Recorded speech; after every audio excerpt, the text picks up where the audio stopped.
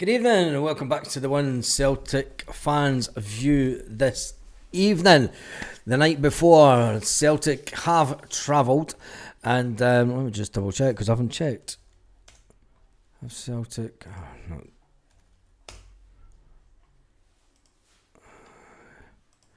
Celtic haven't put out the media statement as yet from the ground, which they usually do the night before, unless it goes out in about the next hour or so, but they haven't put out the media statement as yet with Brendan Rodgers. I'm just catching up with the chat. The Pope's in town. Right, let's get right into before we talk about Red Star, Belgrade and Celtic and the team that Celtic may pick, let's get into Celtic and tickets. Because one of the things that people have been talking about is boycotting the Europa games. But let me just go on to... Let's see, where is it?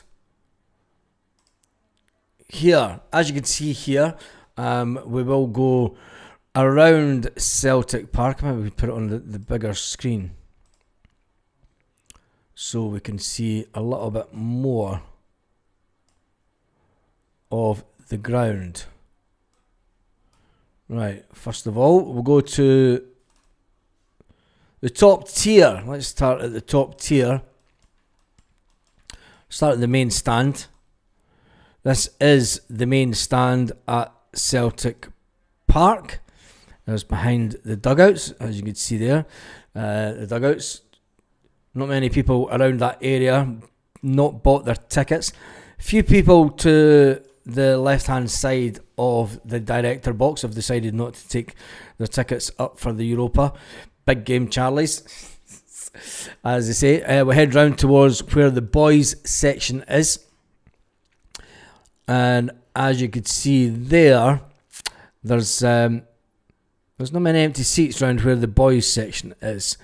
And then we'll head up to the top tier before we go. Well, we'll just keep going around the bottom of the ground because I think it's important to see how many fans may or may not be there. So as we go around behind the goals, you start to see a bit more people. I mean, it kind of is in blocks of 4 and stuff. It looks like it's families, but then there is the odd seats that are empty. You've got to remember these areas there tend to be more corporate seated areas. But then it's interesting when it gets round to this corner.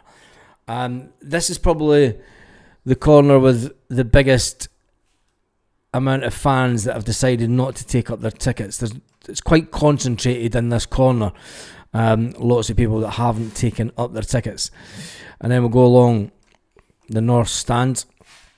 You'll see big areas here that are taken up by corporate. So that's your areas here. They come under 4. But when you look down, I mean, it's not massive, is it? The amount of people. I mean, it's a lot of individual seats in this stand, but then when you see this area here, this is corporate seated areas. So Celtic will expect to sell those corporate seated areas out, but you never know.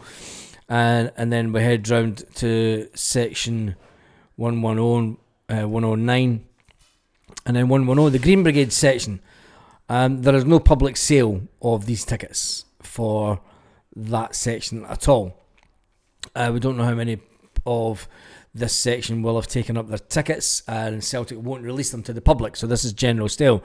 So then we come round the Lisbon Lions End, and you can see there's more people there, but then there's a big area there, and then you're starting to get into the area that doesn't have a lot of season ticket holders anyway. But I mean, there's a big massive block there that is pretty much full. And then you get to the away end, and then back round to the main stand. So let's go to the top tier now. We'll see the top tier. And as you can see, there's a few people there. But as you go round the top tier, there's not as many clusters of people deciding not to go to the game. Let me just move this screen a bit.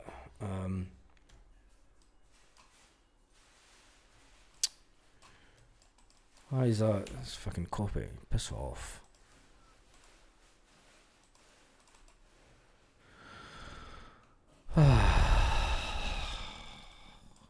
Just duplicating screens. Finish that. Oh, cancel. Jesus. Almost did I cancel myself out there? No, I didn't, thankfully. But as I've not booked any tickets for European games. Fans should boycott these games, says Peter King. Will the Green Brigade show up? Yeah, the Green Brigade will show up. They're not going to boycott them. I wouldn't have thought. Let me just get my back to this screen where I can start editing stuff. Copy, right, let's get rid of that one. Let's get rid of that one. And let's get back onto this. On the right screen. Right. Why is it doing that? Bloody screens. Right, that's better. Let's get this up there. I'll move this down a bit. Right, there we go. And I've lost the fucking page I was on. There we go. We're back. Right, so we'll go around the top tier. And as you see here, there's big sections of the top tier that have decided not to boycott the game. Big sections. Go right around here. I mean, as you can see, the Lisbon Lion Den, there's big areas, and this was the area that was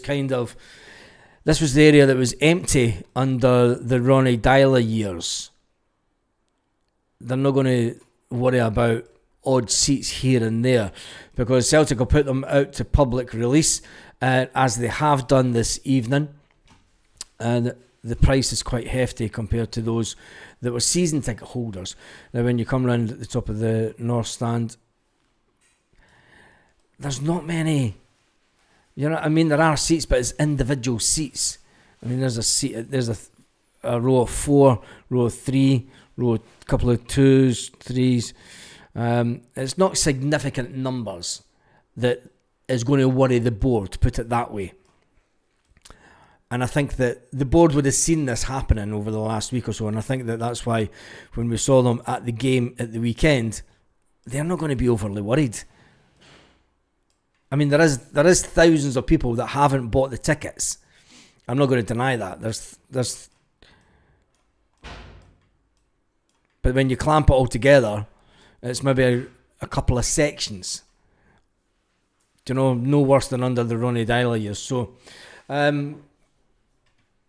me your thoughts on that, because I think that, I mean, people haven't spoken really about a boycott as such, but the fact that it's not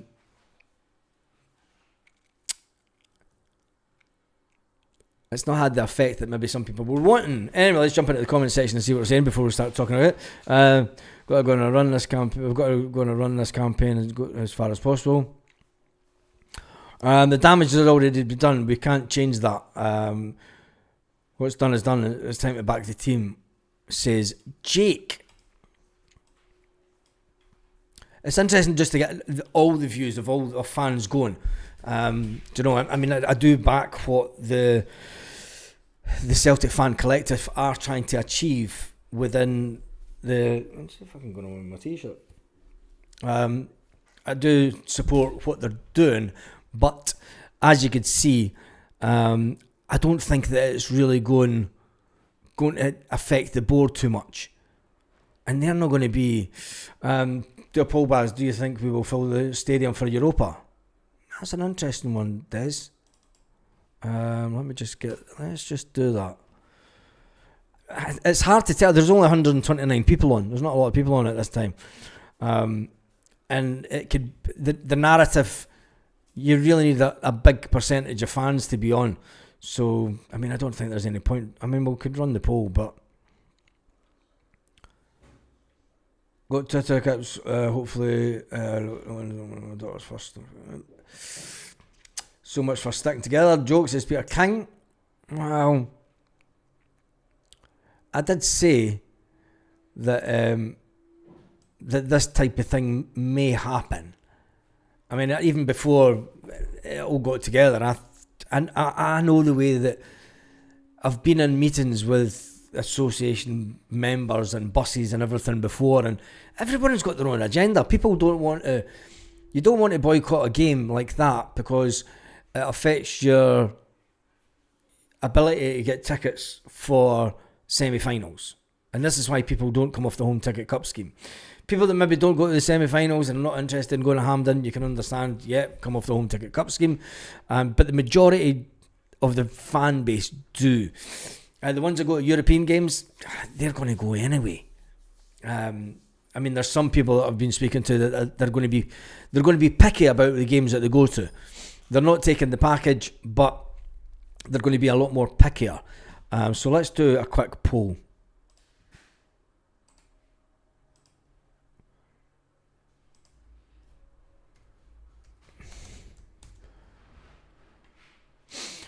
Going by the numbers that we see, do you think we will fill the stadium for the Europa League games? That was a message. That was a question by Big Des. I think we will. If there is this waiting list of 10,000 people, they will fill the stadium, no problem. No problem. It's just my opinion. I think that this was a big day for Celtic, and it was a big day for the campaign for those that are trying to get change.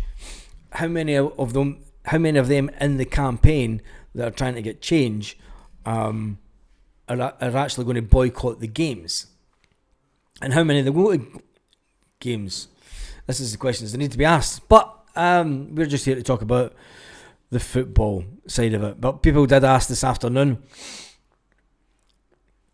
if there was any update, and that is the update.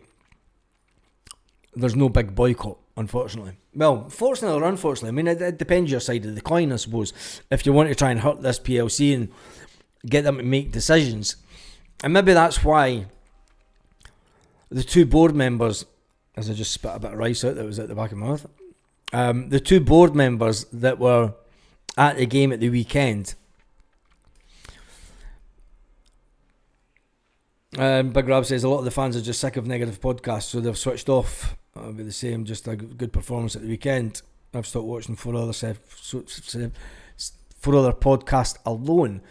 I didn't realise there were so many that were being so negative about it. I mean, I can understand, Big Rab, why. I mean, if people are really, really full, but then how many of these podcasters go to games? I can only give my opinion on what I think should have been done. In my opinion, straight from the start, has always been against the boycott. But if you want to hit the board, merchandise. And they decided not to go down that road. So I can only speak to the people that I know that run buses and that go to games and get their opinions also. And the ones that I've spoke to, some of their members are going to be picky about what game they go to.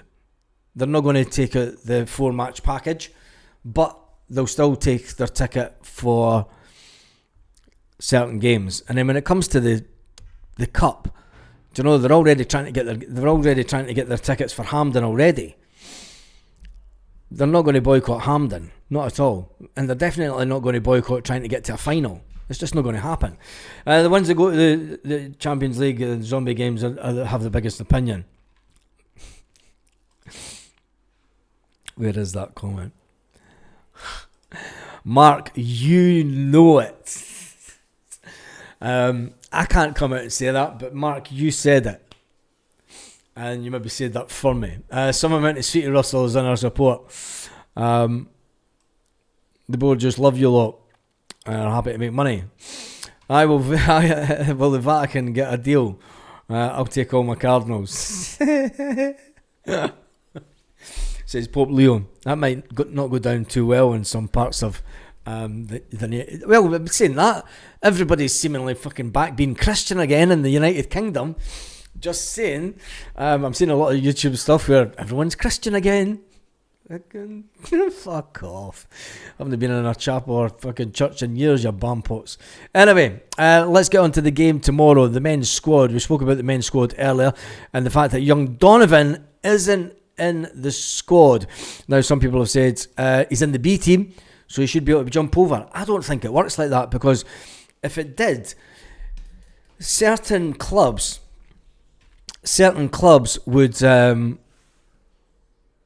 would just put some of their best players that couldn't get in to the first squad. They would just fill the B team. They would just fill the B team full of decent players. And then that would go against the grain of what... So I'm not too sure about the ability to just get a B team player to jump up to the main squad. But anyway, we'll find out when Celtic do put out the press conference by Brendan Rodgers. And I mean, it's 7 o'clock Celtic, 20 past 7 Celtic Park's time. So I don't know what time they were landing at, but they usually go to the ground and train on the ground the night before and have the press conference. So who knows? Anyway, in other Celtic news, let's get back to the game tomorrow. I mean, who do you think that will start the game? Kieran Tierney's going to start. I think that Ralston will start, and then it's going to be Scales and big Cameron Carter-Vickers at the back for me. In the midfield, it'll be Callum McGregor, Rio Hatate and Benji. Going forward, I think that James Forrest will start on one wing, or Willie. The front three. I'm going to leave the front three. I'm not even going to try and predict the front three, because I think Brendan Rodgers might mix it up a bit. The fact that Jota's still out injured. I mean, Johnny Kenny will get the bench. And Shin Yamada, he's not in the squad. So Shin Yamada wouldn't have even made the flight. That's a conversation for another day. Where's Shin Yamada? Where is Shin Yamada? And will he get games for Celtic? Can Donovan play underground in the regulars? I don't even know if he was in the B team squad for Europa, because he was going out on loan. Do you know, I said in the video earlier today, I didn't think that he was in the European squad at all, due to the fact that right up until the last couple of days before the transfer window, Celtic were only concentrating on putting Donovan out on loan. And it wasn't until the injury of Alistair Johnston that put played to that. So, do you know, it's going to be an interesting one. You've been waiting for notification. You didn't get one, Michelle. It's been up for a couple of hours, so wait and see. Say Donovan can play as he's a youth player under Europe's regs. Well, we'll wait and see. But once the squad was put in place, I thought that was it. It was locked in. Do you know, like I say, you can't just be... You can put in players in the B team squad that maybe it opens up to all sorts of abuse, and we'll wait and see tomorrow if he's even in the squad. And if I stand corrected, well, I stand corrected. But I don't think he'll start anyway. So, moving on to some Celtic news. After Celtic put out the information tonight that you can buy your tickets for the home ties of UEFA Europa League tickets on sale now, general sale. Single match tickets for all 4 UEFA League games at home are on sale to the general support now. Make sure that you secure your seat for the league phase competition. Celtic will face Braga, Sturm Graz, Roma, Utrecht at Celtic Park. The fixtures: 2nd of October, Braga, Sturm Graz, the 23rd of October, Roma, 11th of December, and Utrecht, the 29th of January. Priced at £45 per person. And you need a digital account to be able to buy the tickets. Let's see the Utrecht one.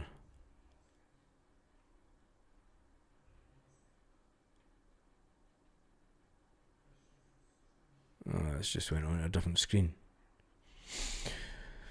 Different screen completely.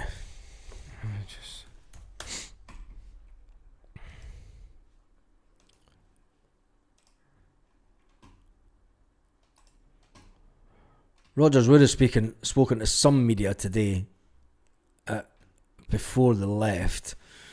It'll be interesting to see what he says about certain players.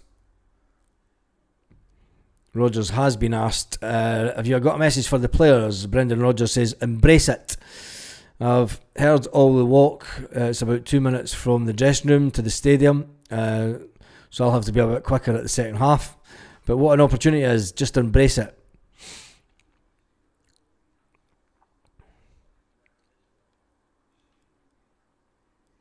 Well, Rodgers says he's no qualms about playing him. So he must be in the squad somehow. Because Rodgers says he's no qualms about playing him at the European stage, talking about young Donovan. He says absolutely none at all. He says, I really like his mindset. He's proven all the time. He understands his football, no hesitation at all. Rodgers believes that the side is progressing after facing criticism early in the season, despite being unbeaten domestically. We lost one game. We've lost one game and there's been a lot of negativity. What's that? Accepting Parkers and Brodge in their chat. Anybody calls it Parkers, we would just get banned for this channel. Sorry, and nobody should be calling it Parkers. This nonsense. Baz,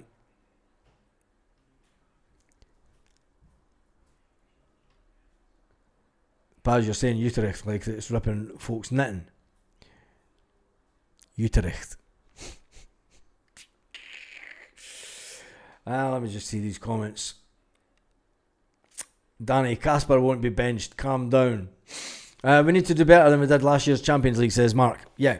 And with the negativity that's been going around about the off-field stuff, the reality is that we drew a pretty mediocre game at Ibrox right before the transfer window closed.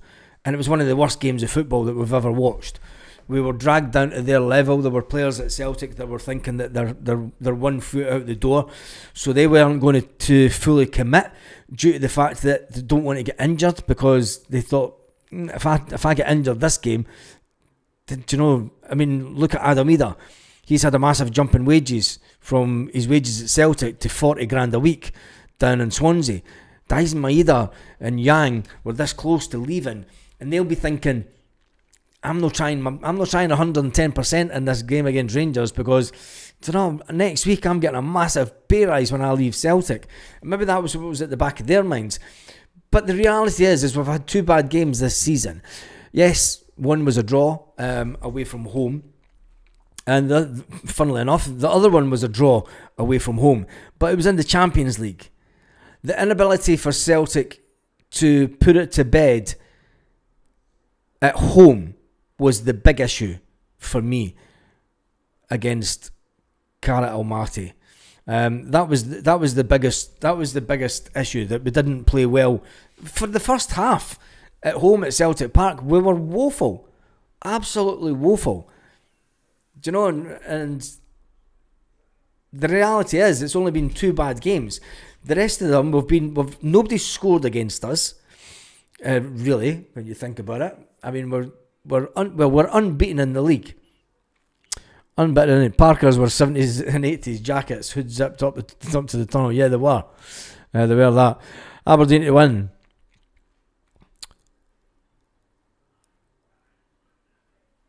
Yeah, but Sevco celebrated another home draw. Yeah, they did celebrate the home draw, but is it really that bad at Celtic Park right now? I mean, folk will say, right, it was only Partick Thistle at the weekend. Our first team played like they should have. I think if we'd got a bad performance against Partick Thistle and we kind of struggled to get it over the line, then you could maybe sit back and go, what's Rodgers doing? But he didn't. He didn't make massive changes. He didn't make massive changes like he did at Falkirk last year. And then we toiled the first half. He didn't make massive changes this year. He played the players enough to get the win, and then he changed the team. It was very good man management by Brendan at the weekend. And even though that we all thought there were going to be wholesale changes in the midfield, and you're thinking, does he rest players for the Champions League? He also had to think about the win. He also had to think about getting some players game time. And that was what was also in the back of his mind. But Brendan did come out of the back of it and say, look, when we get into the next month or so, Greenford goes having a dig at McGregor already. We need a forward-thinking midfielder in January.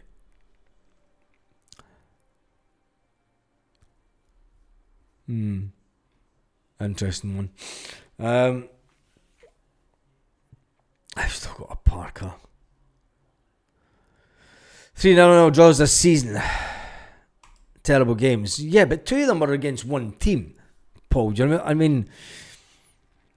You've got to look at the situation and the mindset of the players at the time. For Brendan Rodgers to come out at a press conference and say, I've told players that you're getting paid by Celtic. You need to... And this should have been an alarm bell ringing. Because that was Brendan Rodgers dropping little hints. Do you know, there's players that are thinking... there was players that were thinking, I don't want to be here. Dyson Maeda, for one. So you've got to take that into consideration for those 3 games. And yes, it was 3 important games. We should be looking to smash the Huns all day long. That doesn't matter what game it's in. We should be looking to go out and absolutely annihilate them.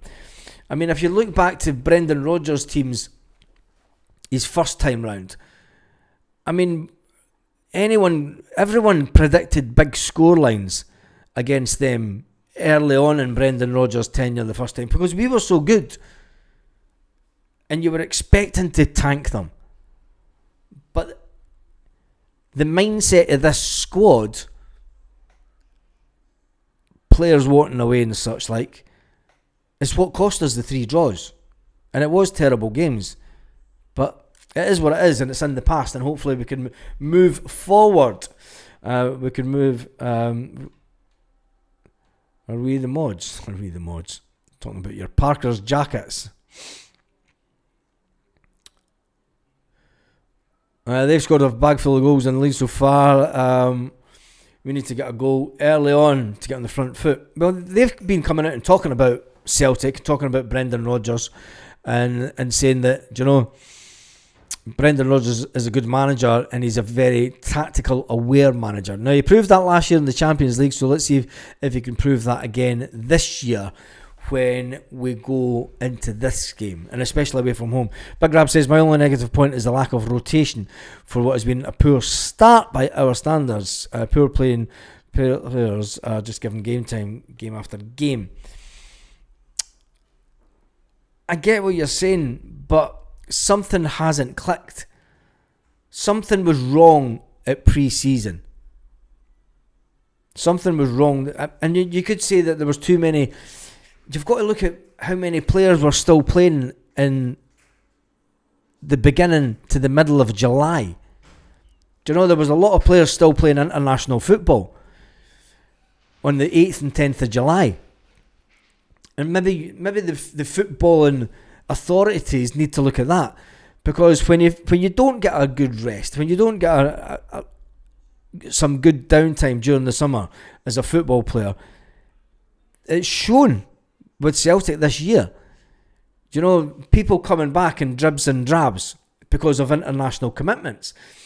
It's shown that it's had an effect on the team team's preparation for the season ahead. It's where last season we didn't really have that. Everyone came back around about the same time. Do you know, we had a fantastic pre-season. Everyone was involved in pre-season. I do think that the coming back in dribs and drabs has had a big effect on the summer preparations, and it's not went as well as what Brendan Rodgers or the backroom staff. But then you've got to put the backroom staff who's got to take some responsibility for that. Do you know, they're the ones that sort out the training. Brendan Rodgers puts it on the onus onto those people in the background to take responsibility for the training sessions and the planning of the summer. You know, so Gadboy says had to be on alert on the bus or someone tied Bucky. Liverpool game is live on STV tonight, says the Pope. Rodgers is a survivor and he's turning us into survivors, not winners.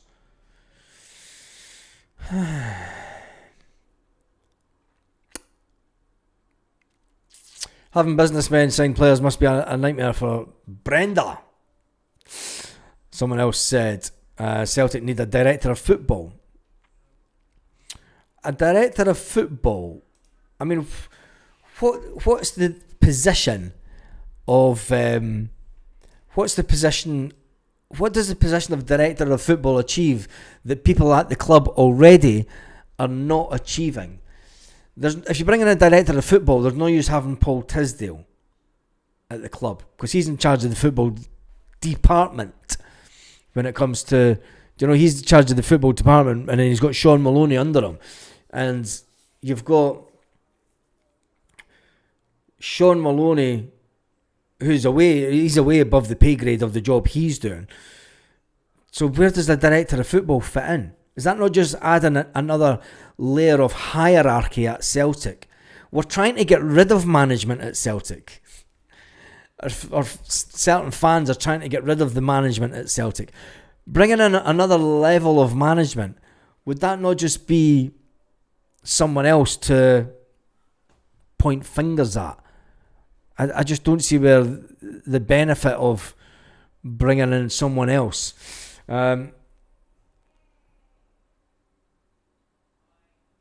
What? A dating site keeps popping up. That says more about your algorithm, mate. That says more about your algorithm if dating sites are popping up, because there should be no ads during game because the ads automator is off. Anyway, how many votes we had? Do you think that Celtic will fill the stadium in the Europa games? 62% say yes. 38% say no. I've got to say the stadium is probably around about 85% sold out. That's not going to worry. That's not going to worry the powers that be. It's not going to worry the powers that be at Celtic at all. Too many cooks? Yeah, I think it would be too many cooks. I suppose it would be more bureaucracy. Yeah, if the whole reason that Paul Tisdale was brought in, because he was going to be a go-between between Brendan Rodgers and what he wanted for football reasons and players that he wanted, and he was a go-between between the suits. You know, you had a guy that was kind of like a director of football. He'd been a manager, he'd been a coach, he understands that side of it, but he understands the business side of it as well. So he was meant to be the go-between. That's not worked out. What has Tisdale actually done? You've never heard Brendan Rodgers talking about Paul Tisdale. You've heard him talking about the hard work that the recruitment team has done, but you've never heard them speak about Paul Tisdale. Was Paul Tisdale brought in by the hierarchy at Celtic to go, as I'm getting adverts too? It must be a change on YouTube then, because ads automator is switched off on the channel. There should be no ads during the lives, which means it's a change. Zero chance of getting rid of this board. Fans are not serious about it. Square Sausage Mac, I think they're serious in the. I'm going to give you my take on it, and people are upset about a lot of stuff in the UK just now, and they've got to be seen as pegging themselves into a corner, and they've got to be seen as being on one side. You're either on one side or the other, and that's quite apparent in the UK just now. And I think that whilst there was a unanimous decision to have some kind of protest about the board and about everything that's going on, they pop up on all podcasts now. Well, see, it's not just me then. I feel better about that. Getting rid of the board, it makes you understand why they were so smug sitting at the game at the weekend, and why they just got their phones out and they were like, fuck. And then when the fans threw the paraphernalia onto the pitch, and the disgusting comment and head shaking and fucking animals. Do you know what I mean? Tisdale's a Rodgers appointment, not the boards. Both had a lot of deals since Rodgers was at Swansea. But was he really? How could he be? Brendan Rodgers isn't in a position to be able to appoint someone. Do you know? It's got to go through the board. So there must have been a conversation with Brendan. We're going to bring someone else in to work with you with transfers. Anyway, Big Des says, I agree. We the fans should have more clarity on exactly every accountable member of Celtic staff from top to bottom. Yeah, so bringing in another member of staff, bringing in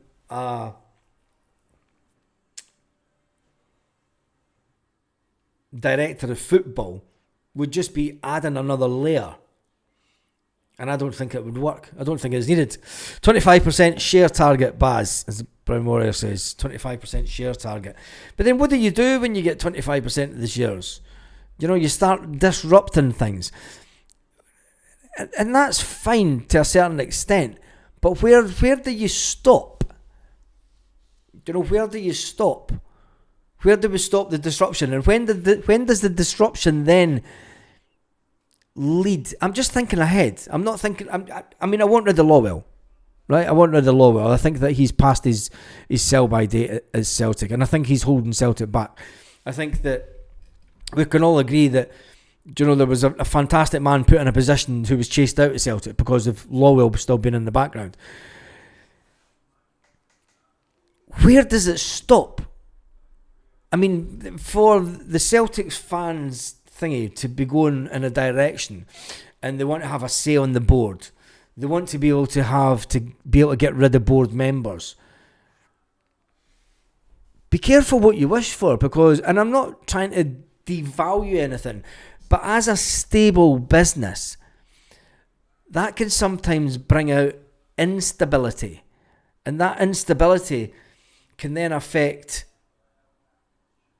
people want to. I mean, if you can get a vote of no confidence, say, as CEO of Celtic, and then you're voted out, you're sacked by the fans, what reasonably experienced, level-headed, top-level executive would want to come and put himself in such a public eye to run a business, when he can go and take a job in the city of a similar stature to a big company with a similar size of turnover as Celtic, and he can be away at the public eye, and he can earn his 400 grand a year without the hassle, without the public annihilation of his character. That's all I'm thinking about, is if you want to go down that road, it's yes, have the agenda, but you've also got to have some kind of exit strategy and plan. And I don't think that, although they've got the agenda of getting rid of the board, wanting transparency, but where does all that stop? That's just my question. And you've got to think about, You can't just think about your own agenda. You've got to think about the whole business as a whole. So we get 25%. Let me jump into this. So who gets the 25%? Money changes people. Ask Kelly's how that worked out. As Crystal mixes. Let's be honest, Baz. We won't be involved in Champions for years now. I think we could. I think we could. This could be a freak year. I think that if Celtic are seriously going to look at this transfer window, and if they want to be seen to change things, and the two people involved, we're going to just talk about Nicholson and Chris Mackay, because those are the two that are grasping on for life. Those are the ones that are holding on to their job. Those are the ones that are saying, I'm not fucking walking away for nothing, mate. They can go and fuck off, the fucking reprobates. If they think I'm walking away for this pay and this job that I love, they're more fucking stupid than they fucking look when they're standing with these bits of paper. That's what they'll be saying. Now, Lawwell could be made as a make-weight to appease the fans. But would that be enough? Would that ultimately be enough? Anyway, how did we end up going down this rabbit hole?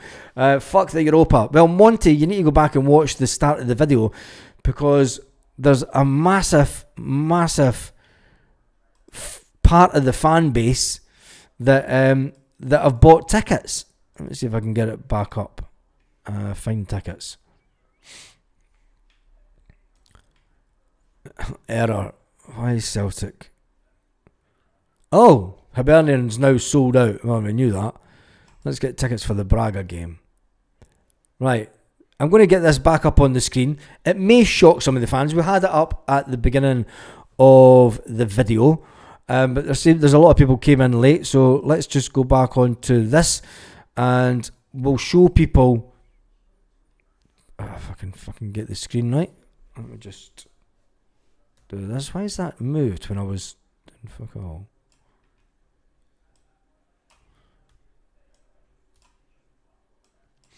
Right, let's go around the stadium. So, this is the boys section of the stadium.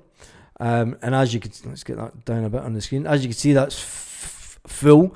The boys ultra section and the section in front of them, full. We'll go up to the top tier. We'll go around the top tier. There's big, massive bits of the stadium that have got loads of fans. It's not a mass boycott. I mean, you look at the top tier, the North Stand. I mean, the top tier of the North Stand, there's no boycott at all, really. I mean, you're talking about odd seats here and there. I mean, you're talking hundreds, not thousands. Do you know? And there it is again. And this is for the game on the 2nd of October. So you see the seats yourself. There's no mass boycott. So to the ones that are shouting, fucking no going to the fucking game, for every 10 of you that are saying I'm not going to the game, there's 200 or 300 that are sitting quietly in the background going, I don't give a fuck what you're doing, mate, I'm going to the game. And that's the reality of the situation. So we then come round the Lisbon line end of the top tier, and as you can see, there's no mass boycott. Do you know? And then we go down to the bottom tier. There's the away fan section. And we go behind the goals. You know, round to the Green Brigade section. Celtic will not put this area onto public sale. So it's difficult. I think that section will sell out. Myself. I've just got a feeling that it'll sell out. And then you go to the posh seated areas. Now this section up there, I don't know if you can see the mouse. That area there is all corporate. When you look at the North Stand, just put this down there so we get the majority of the bottom tier. Do you know that it's ones and twos? Do you know it's single seats? It's nothing that's sold. It's the same amount of empty seats in a December, January, February games. And then when you get to this corner, there's a lot of people in this corner that are maybe saying, yeah, I'm not going. But then when you get back behind the goals, it goes back away down again. So there isn't a mass boycott. And you get back down to the area where the boys are. If we go over to the main stand, I mean, even the main stand, it's not massive numbers. Do you know, you've got a lot of these plonkers on the main stand. They only buy their tickets so they can get the Rangers game and Champions League games. That's the only games that they turn up to. Do you know what I mean? There's a massive area there in the main stand, although this area here is the press area.